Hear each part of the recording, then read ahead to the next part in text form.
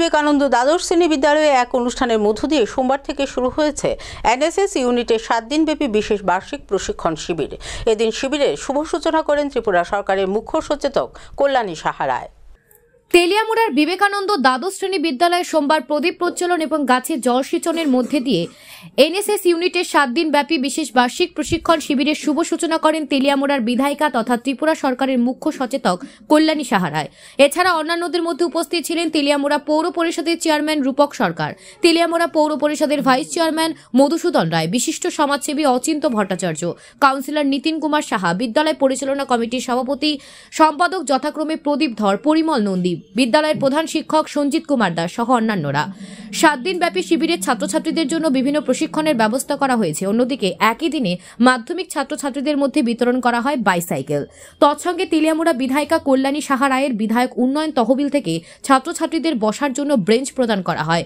অনুষ্ঠানে বক্তব্য রাখতে গিয়ে বিধায়িকা বলেন, স্বামীজির কথা অনুসারে জীবে প্রেম করে যেই জন সেই জন সেবিছে ঈশ্বর। কাজেই ছাত্রছাত্রীদের মানব সেবায় নিজেদের নিয়োজিত করতে হবে।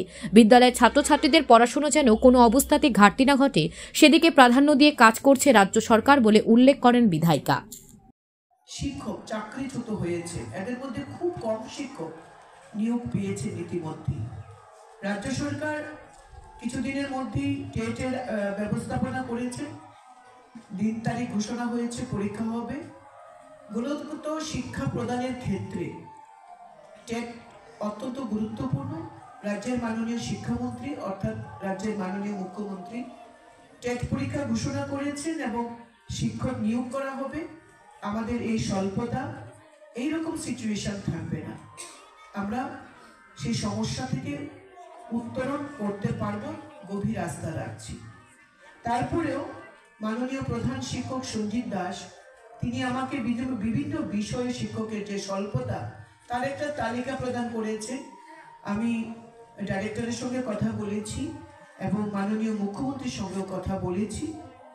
আমরা আগামী ফেব্রুয়ারি মার্চের মধ্যে অনেকটা হলেও এই সমস্যা থেকে আমরা মুক্তি পাবো এই ভরসা রাখছি রাজ্য সরকারের কাছে এবং শিক্ষা দপ্তরের কাছে।